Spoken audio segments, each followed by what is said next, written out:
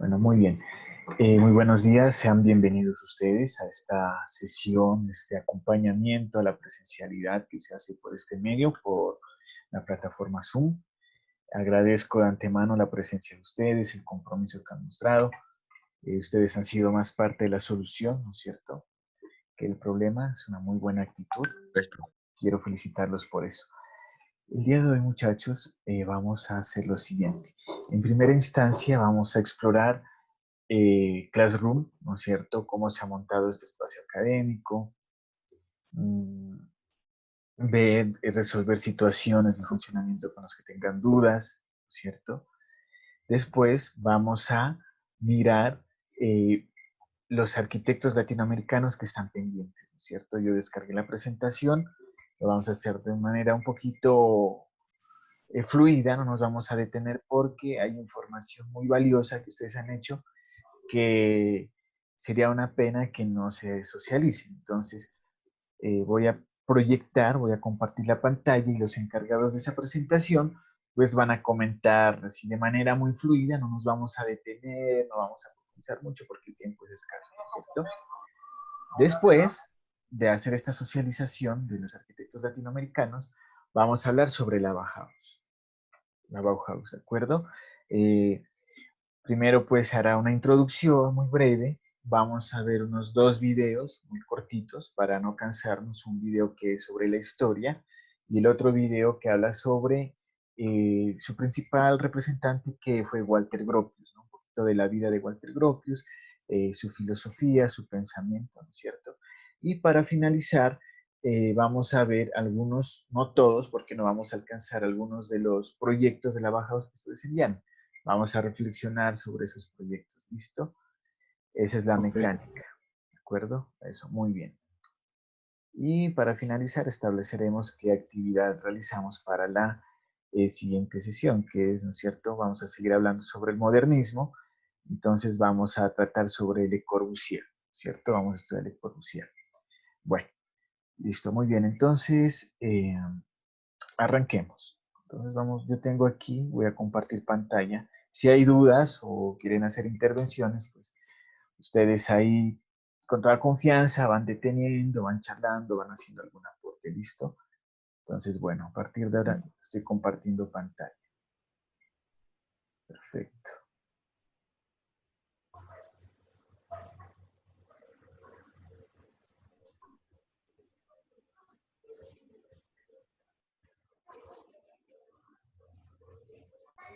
¿Están mirando la pantalla? Sí. Ah, listo. Sé que sí, sí la están mirando.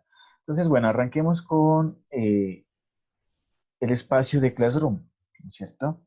Miren que cada espacio académico tiene un código. Entonces, para aquellas personas que tal vez tuvieron dificultad para matricularse, simplemente copian este código, le dan copiar y luego cuando vayan a Classroom, digitan el más, ¿no es cierto? Van ustedes a su cuenta Classroom, ¿no es cierto? Y aquí, cuando estén en Classroom, digitan un más que aparece aquí, este más, y aquí apuntarse una clase, y en apuntarse una clase diligencian el código, ¿no es cierto? Que está ahí, que se les envió al WhatsApp y al correo, y con eso ya quedan matriculados. O la otra es esperar a que los matricule personalmente, ¿vale? Pero es mejor que ustedes se matriculen automáticamente. Bueno, muy bien. Entonces aquí este Classroom se compone de los siguientes elementos. Primero está novedades, que es una especie de cartelera virtual. Aquí están todos los componentes, las actividades que se van enviando, ¿no es cierto? Entonces es una especie de cartelera virtual. Y aquí en trabajo en clase ya es el trabajo que está organizado por semanas. Mire que en la semana 6 la idea era que suban la memoria. Aquí sí les quiero pues pedir un poquito de disculpas por esta molestia porque ustedes ya hicieron este trabajo. Este trabajo ya lo hicieron, pero en aras a unificar, de que quede todo en un solo espacio, porque este espacio pues es un espacio compartido, no únicamente yo estoy aquí, sino también el decano, en calidad de director también del programa. Entonces a mí me interesa que cuando esta plataforma la puedan ver otras personas, pues miren un trabajito bien completo, ¿no es cierto? Que han estado realizando ustedes, muy juicioso. Entonces no me interesa dejar información dispersa. Ese es el motivo por el cual los molesté. ¿Vale? Bueno, aquí en la semana 7 ya es propiamente el tema en el cual estamos nosotros hablando. ¿Listo? Aquí en la semana 7 obviamente está este componente que es un material de apoyo. Se había dejado un documental un poquito extenso, ¿no es cierto? Para que lo vean tranquilamente en su casa, ¿ya? Y bueno, y dialoguemos aquí en clase. Si no lo han visto, pues lo pueden ver ahora, ¿no es cierto? Después de esta sesión. Este es muy importante, participación de la sesión. A mí me interesa, muchachos, que aquí ustedes respondan a la pregunta simplemente con un presente, ¿no es cierto? O preferiblemente pues con un comentario, algún aporte sobre el tema, una reflexión, ¿no? Pero si ustedes no quieren hacer una reflexión o un comentario, escriben presente. Esto sirve, digamos, de evidencia de que han estado en Classroom, ¿no es cierto? Entonces uno puede ver ahí quiénes han estado siguiendo este proceso, ¿vale? Porque nosotros nos piden reportes, digamos, semanales y nos dicen, bueno, ¿cómo ha estado la asistencia de estudiantes? Entonces, semana a semana uno mira quién está participación y pasa el dato de cuántos pues han participado en este espacio, ¿cierto? Aquí es descripción del proyecto de la Bauhaus. Aquí les dejé un material, ¿no es cierto? Que es un documento donde están muchos proyectos, muchos referentes de la Bauhaus. Y aquí hay un espacio que es inquietudes sobre la actividad, que no hay que confundir inquietudes con participación, ¿no? Aquí en inquietudes ustedes pueden escribir, plantear sus dudas, y a mí como llega una notificación podré revisar esa inquietud y responderle y a usted le llegará una notificación al correo. Es muy distinto a esta participación que aquí sí presente. Ojalá hagan una reflexión, pero si no, escriben presente. No importa tanto como que la reflexión, sino evidenciar su asistencia. Y aquí es pues la actividad, ¿no es cierto?, que se había enviado. Yo veo que hay, digamos, son 7 entregas, creo que hay. Entonces, ahora digamos, porque es una herramienta nueva que muchas personas están adaptando, voy a ampliar las fechas de envío de esto para que no se vean afectados, ¿no es cierto? Hasta dentro de, digamos, de 8 días más, los que no han enviado, ¿no es cierto? Pero entonces ya de aquí en adelante, hasta que dure esta medida de contingencia, es 8 días para hacer una actividad, ¿no? Vamos a dejar actividades, pues, no complejas, ¿no es cierto? Actividades que sean sencillas, pero que resulten significativas también, ¿no es cierto? Bueno, muy bien. Esto era sobre el espacio académico. Antes de pasar ya a la exposición como tal de los arquitectos latinoamericanos que hacen falta para ya finalizar con ese tema, quisiera escuchar si hay alguna inquietud por parte de ustedes sobre el manejo de esta plataforma Classroom. Si no hay, podemos seguir. Profe, yo tenía una duda. Ujú. Eh, pues verá, ahí en la plataforma aparecen esas preguntas de la Bauhaus, Sí, ¿no? Y en otra aparecía el video. ajá, Pero lo que usted nos había mandado ahí, decía que teníamos que hacer como unas diapositivas de algunos temas, ¿sí? Pero yo exacto. no tenía claro si eran de esas preguntas o del video, Sí, muy porque no bien. especifica, son dos Exacto. actividades, pues no. Eso, exacto. Entonces, muy bien. Gracias, Evelyn, por preguntar. Como les comentaba anteriormente, porque estamos adaptándonos a esta herramienta, esta plataforma, entonces esa actividad va a quedar abierta. Obviamente, igual agradezco mucho a los que participaron, porque gracias a ellos, pues vamos a hacer una participación más fluida en esta sesión, ¿no es cierto? Sin embargo, los otros, pues le vamos a dar otro, por ser esta semana, pues vamos a ampliar la entrega de ese análisis, el cual consiste en, simplemente es, voy a compartir nuevamente pantalla, simplemente consiste de este documento que está aquí, ¿no es cierto? Yo les había señalado unas páginas, dice de la página 64 a 120, ¿no es cierto? Si nosotros vamos por las páginas de acá, aparecen una lista de referentes, ¿ya? Es que, bueno, no carga, pero bueno. Por acá en la página 64 aparece un listado de referentes. La idea es de uno de esos listados de referente, hacer una presentación descriptiva. No se trata de hacer un análisis muy profundo como el que se solicitó en historia, ¿no es cierto? Como se solicitó en proyecto, perdón, donde tenían que entrar a profundidad, analizar la forma, analizar la función, analizar el espacio, analizar el contexto, no de esa magnitud, pero sí por lo menos una descripción, ¿no? Donde nosotros podamos reconocer ese referente, ¿sí? Entonces, mira, aquí está el listado, entonces ustedes toman de un proyecto arquitectónico, es que aquí también hay obras teóricas, pero no se trata como de libros, sino de un proyecto arquitectónico, ¿listo? Entonces, hay cantidad de proyectos. Igual ahora las personas que cumplieron, pues, en las fechas o que presentaron, ¿no es cierto? Vamos a mirar que está analizando y hay muy buenos trabajos los que habían realizado. La idea de esto es no solo quedarnos como que con la teoría de qué es la Bauhaus y todo eso, sino que cómo ver ejemplares. Y así nosotros nos enriquecemos más. ¿De acuerdo?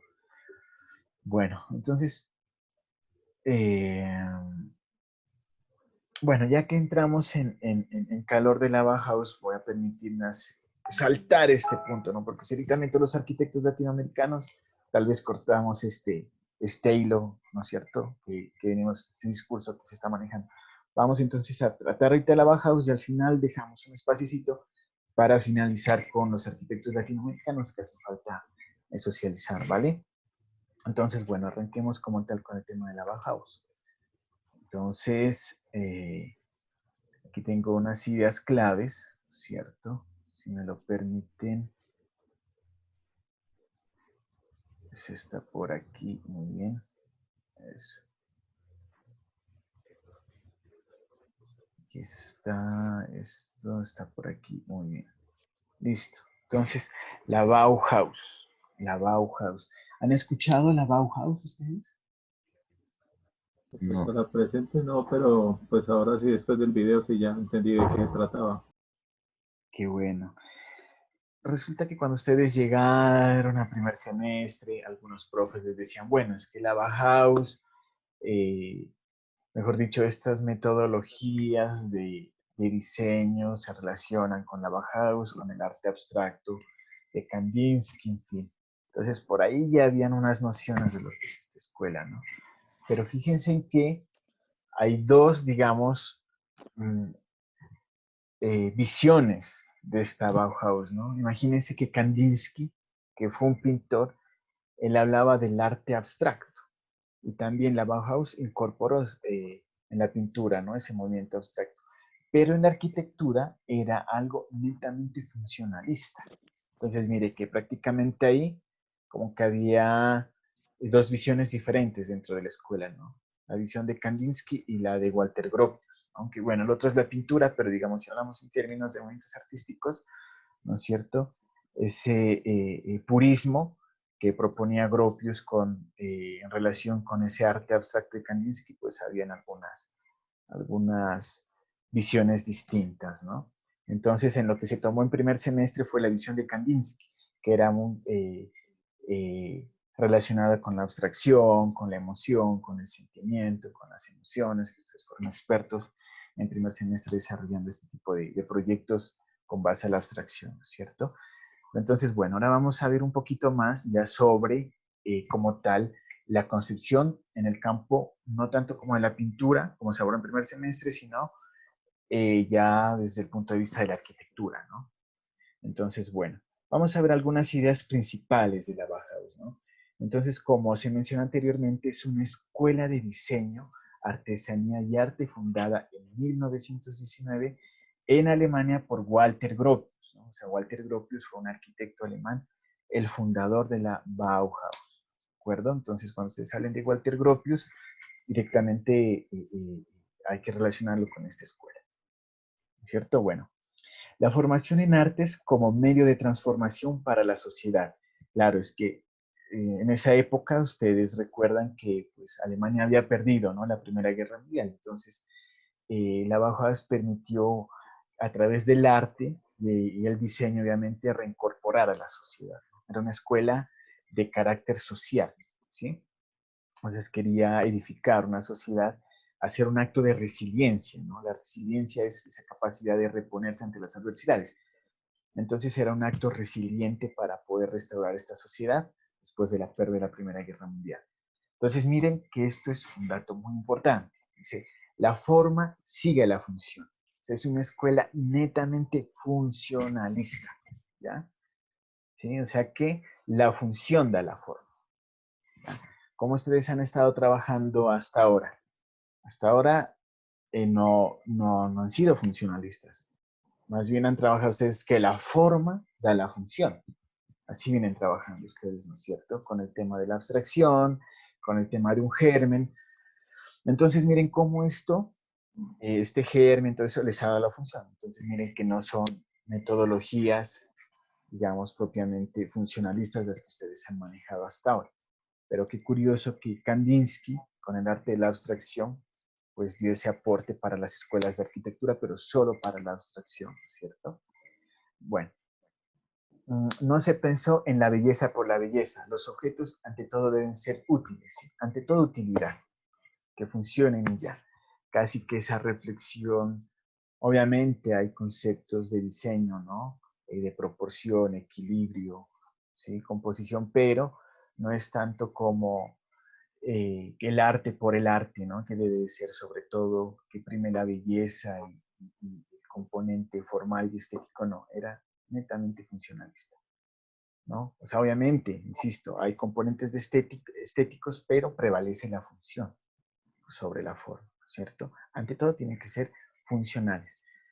Entonces hacían énfasis en uno de los criterios de Vitruvio. Ustedes recuerdan en primer semestre, ¿no es cierto? Vitruvio, que fue uno de los arquitectos romanos, ¿no es cierto? Más destacados. Él hablaba de tres principios básicos, que son las firmitas, firmeza, utilitas, utilidad, y venustas, que es belleza. Entonces, la Bauhaus se enfoca más que todo en la función, ¿no es cierto? Utilitas, en la utilidad. Entonces, obviamente, se impregnaron ellos en la modernidad de la época, ¿ya? Y le dieron ya un salto, digamos, una nueva visión a la arquitectura en ese tiempo, ¿no? Porque se presentaban todavía algunas obras de estilo Art Deco, todavía en esa época un poquito cargadas de ornamentación, entonces lo que ellos hicieron fue despojar toda esa ornamentación, ¿no es cierto? Y eso fue una nueva visión de la época de crear y producir arquitectura. Entonces, entre los principales representantes encontramos a Kandinsky, ya mirábamos pues que era el pintor, ¿no es cierto? Mies van der Rohe, que es uno de los minimalistas, se dice más es menos y menos es más, y Walter Gropius, obviamente, ¿no es cierto? Y en 1933 se cierra la escuela por el movimiento nazi. O sea, los nazis ya no querían ya continuar con la escuela. Entonces, miren, aquí vamos a hacer un paralelo con lo que hemos visto hasta ahora, ¿de acuerdo? Por ejemplo, si hacemos una crítica, o sea, hasta ahorita ha sido una información netamente, digamos, informativa, pero ahora hagamos un poquito de análisis crítico. ¿Cuál sería el análisis crítico en esta escuela, desde lo que hemos visto ahora? ¿Cierto? Por ejemplo, Mies van der Rohe y obviamente Walter Gropius creían que la sociedad se puede salvar, ¿no es cierto? O basta salvar a una sociedad con el adecuado uso de la técnica, ¿no es cierto? De la técnica, de los adecuados sistemas constructivos, de ser, de adaptarnos o de adaptarse a ciertos cánones establecidos universalmente. Así se podía a través de la arquitectura aportar y promover el desarrollo, no tanto salvar, sino promover el desarrollo de las sociedades. Pero miren que esto es un grave error, porque dentro de esta escuela no se tiene en cuenta el pensamiento de las sociedades. O sea, era para la sociedad, obviamente, en el sentido de generar una escuela, pero, por ejemplo, ese modelo de la Bauhaus, traerlo a Latinoamérica era un grave error, ¿sí? Como, por ejemplo, vamos a pensar en traer a un Walter Gropius, ¿no es cierto?, a un Mies van der Rohe, en lugares latinoamericanos donde tienen otras formas de pensamiento y otras formas de vida, que es modelos, digamos, eurocéntricos, ¿cierto?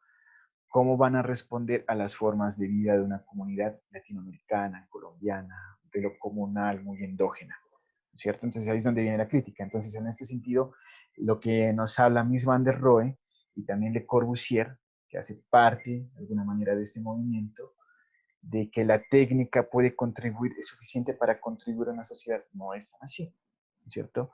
Ya aquí es donde debemos ya involucrar el factor humano y empezar que el proyecto responda a las formas de vida ya particulares de una región en específico.